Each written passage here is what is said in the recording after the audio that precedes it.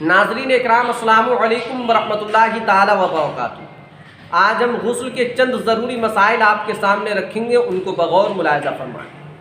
حضرات، غسل کے اندر صرف 3 فرض ہیں اور بقیہ جتنے ہیں وہ یا تو سنت میں سے ہیں یا مستحبات میں سے۔ غسل کے اندر پہلا جو فرض ہے، پہلا فرض کلی کرنا ہے، دوسرا فرض ناک کی نرم ہڈی تک پانی کا پہنچانا ہے، اور تیسرا فرض جو ہے وہ جسم کے تمام ظاہری حصے پر پانی کا بہہ جانا۔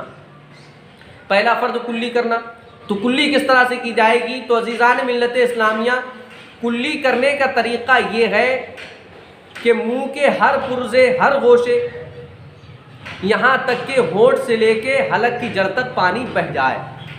اسی طرح سے داڑھوں کے پیچھے، گالوں کی تہ، دانتوں کی جڑ اور دانتوں کی کھڑکیوں میں سے بھی پانی نکل جائے، یہاں تک کہ زبان کی کربٹ اور حلق کے کناروں میں بھی پانی پہنچ جائے۔ کلی کرنے کا یہ طریقہ ہے۔ لیکن آج کچھ لوگوں کے کلی کرنے کا طریقہ یہ بھی ہے کہ انہوں نے تھوڑا سا پانی لیا اور تھوڑی دیر منہ میں رکھا، اس کے بعد اگل لیا اور سمجھ لیا کہ ہماری کلی ہو گئی۔ عزیزان ملت اسلامیہ، اس طرح کلی کرنے سے غسل نہیں ہوتا ہے۔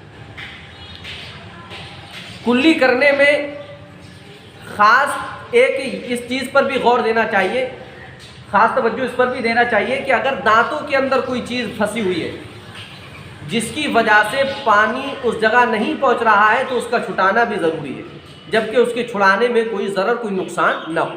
مثال کے طور پر زیادہ پان کھانے والے انسان کے منہ میں چھالیوں کے دانے کا پھنس جانا، یا گوشت کھاتے ہوئے انسان کے منہ میں ریشوں کا پھنس جانا، گوشت کے ریشوں کا پھنس جانا، تو انسان کے اوپر ضروری ہے جب وہ غسل کرے تو ان تمام چیزوں کو دور کرے، جبکہ انہیں چھٹانے میں کوئی ضرر، کوئی نقصان نہ ہو۔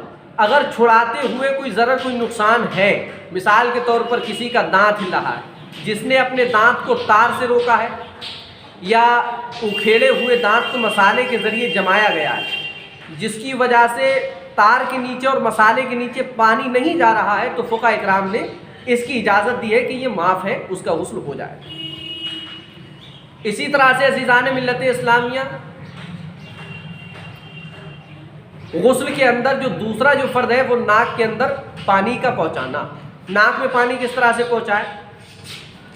تو ناک کے اندر پانی پہنچانے کا طریقہ یہ ہے کہ وہ ناک میں پانی چڑھائے تو سونگھ کر چڑھائے، ناک میں پانی سونگھ کر چڑھائے کہ ذرہ برابر، بال کے برابر بھی جگہ باقی نہ رہے۔ اگر بال کے برابر جگہ باقی رہ گئی تو اس کا غسل نہیں ہوگا۔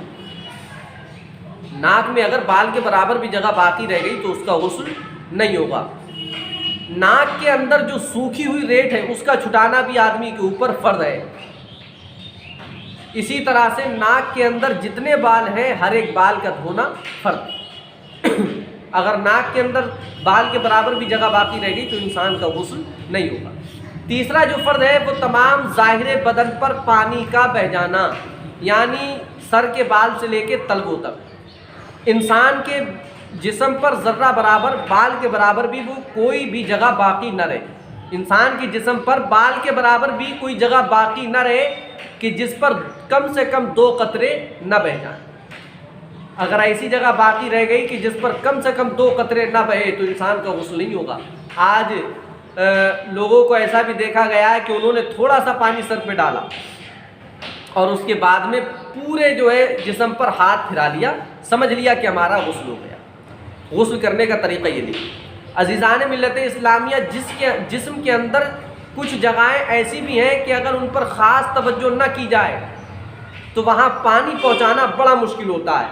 مثال کے طور پر دونوں بغلوں کے درمیان اگر آدمی بے توجہی برتے تو اس جگہ پر پانی پہنچانا بڑا مشکل ہوتا ہے۔ ناف کے اندر اگر آدمی بے توجہی برتے تو اس جگہ بھی پانی پہنچانا بڑا مشکل ہوتا ہے۔